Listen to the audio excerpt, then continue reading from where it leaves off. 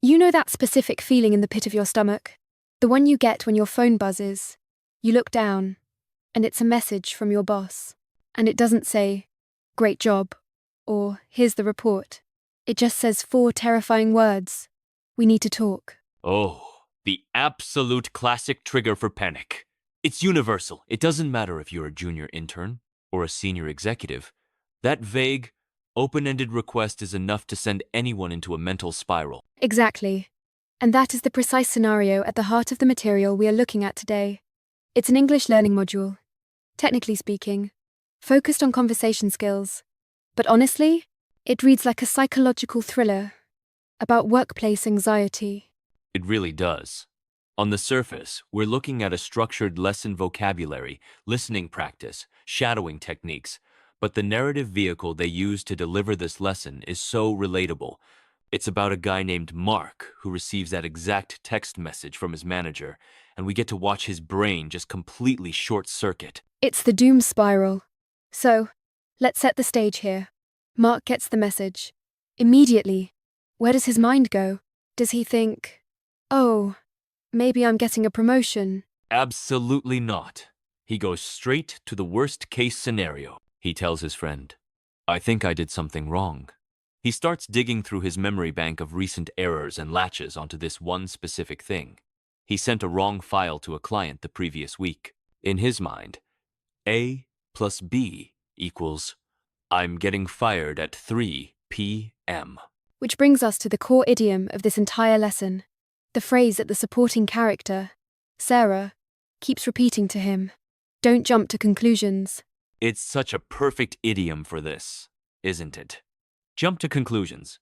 If you visualize it, it implies a physical act. You are skipping over the ground being the facts, the evidence, the reality, and you are leaping straight to the finish line without doing the work of walking there. That's a great way to visualize it. It's an athletic feat of anxiety. You're bypassing logic to land on a disaster scenario. And physiologically, that's what anxiety does. It fills the gaps of the unknown with monsters. Mark doesn't know why the manager wants to talk. That's a gap, so he fills it with the wrong file incident. But Sarah, who acts as the voice of reason, or the prefrontal cortex in this metaphor, she offers alternatives. She suggests, maybe she just wants to check your progress. Which is objectively just as likely. Managers check progress all the time. But why is it so hard for us to accept the neutral option? Why is jumping to the negative so much easier? It's evolutionary survival. We are wired to anticipate threats. If you hear a rustle in the bushes, the human who assumes it's a tiger survives longer than the human who assumes it's the wind. But in the modern office, that tiger is usually just a quarterly review or a status update. Mark is reacting to a predator that isn't there. It's fascinating how language learning materials often mirror real life. To learn the phrase, "jump to conclusions," you have to understand the context of fear. But let's pivot a bit to the structure of how this lesson is taught. Because this isn't just a story, it's a training regimen. Right. This is where it gets technical. The material breaks down into 4 distinct parts: listening, vocabulary, listen and answer, and shadowing. It's a very systematic approach to fluency. It's not just watch this and hope you absorb it. The listen and answer section stood out to me. It asks specific questions about Mark's emotional state. Was Mark cheerful? No. He looked worried. It forces the learner to not just hear the words, but to decode the emotional subtext. That is critical for language acquisition. A lot of people learn English like it's a math equation: subject, verb, object. But real fluency is understanding that "we need to talk" carries a heavy emotional weight. By asking the learner to identify that Mark is worried or nervous, the lesson connects the vocabulary to the feeling. That creates a stronger memory hook in the brain. And then we have the vocabulary deep dive. They focus on 3 main terms: jump to conclusions, which we discussed, client, and possibility. Let's talk about client for a second. It seems like such a basic business word. Why highlight it? It is basic, but it's foundational.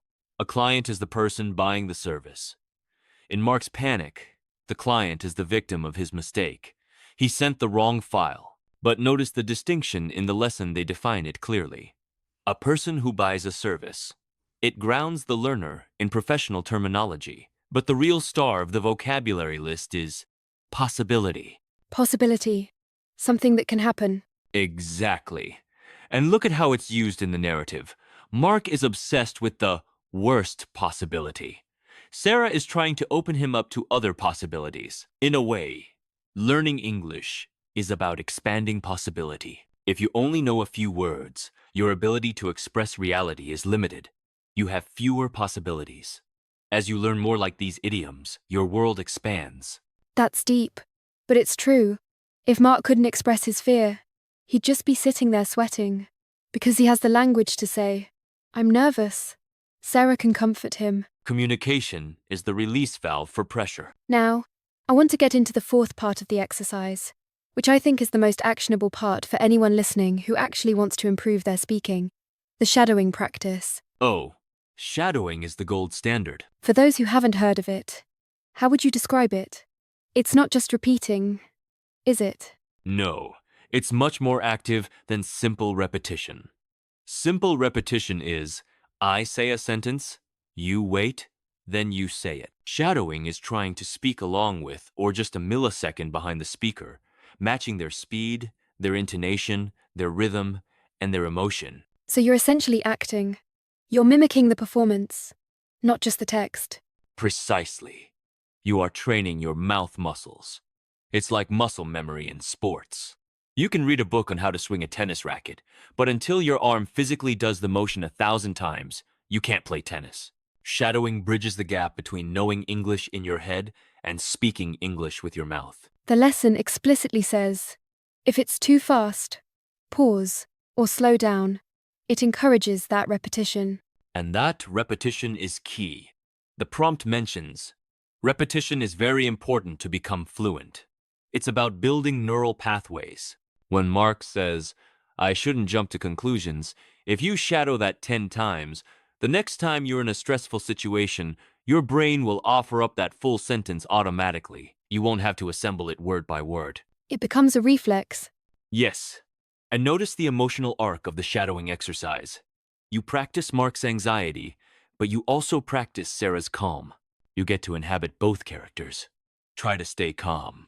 You work hard. Saying those words out loud actually has a calming effect on the speaker too. It's almost like therapy through linguistics. You're practicing the script of a supportive friend. Which is a great life skill. We should all have a Sarah voice in our heads. When we mess up, instead of the Mark voice saying, you're fired, we need the Sarah voice saying, don't judge the situation before you know the facts. Don't judge the situation before you know the facts. That is the line that resolves the conflict. Mark finally agrees. He says, I'll wait and see what she says. He moves from panic to patience. And that's the resolution. The meeting is at 3 p.m. We don't actually see the meeting in the text provided, do we? We don't.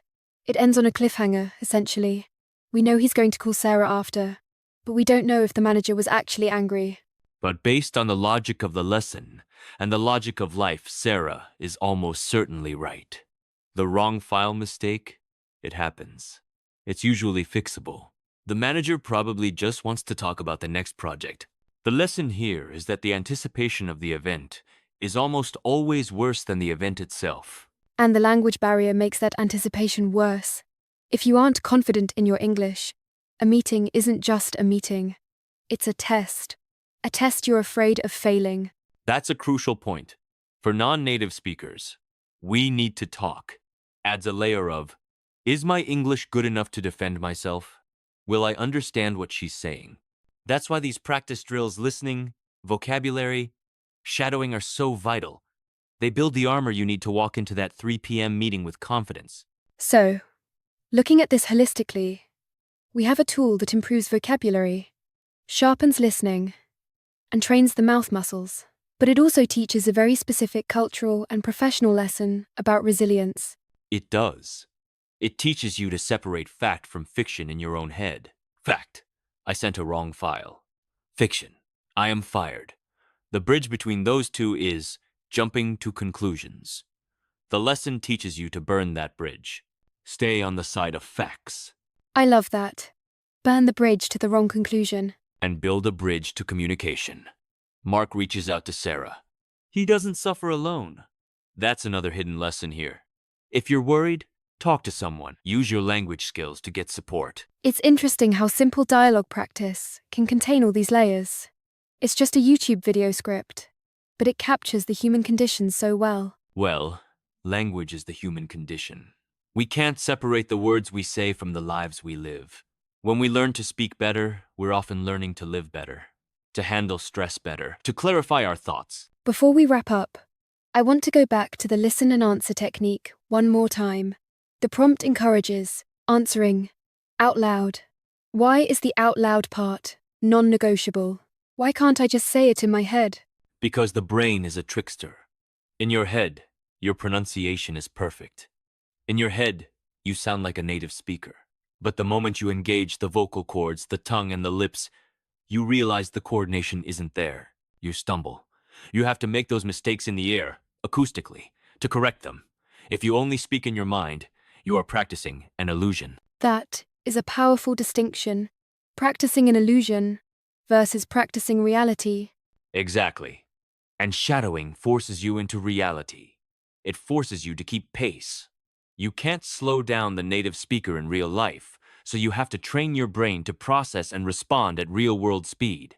So, for our listeners who are trying to master a new skill, whether it's English, or public speaking, or just handling a difficult boss, the takeaway seems to be, don't let the silence in your head take over. Right. Fill the silence with practice. Fill it with facts. And if you catch yourself spiraling, if you catch yourself thinking about the worst possibility, stop. Remember the idiom. Ask yourself, am I walking toward the truth, or am I jumping to a conclusion? And maybe, just maybe, that text message from your boss is just a text message. There is a strong possibility that it is. We'll leave you with that thought. The next time you face a vague threat or a difficult challenge, try to shadow Sarah's confidence until it becomes your own. Keep practicing, keep speaking out loud, and don't let your brain write stories that haven't happened yet. Well said. See you next time. Take care, everyone.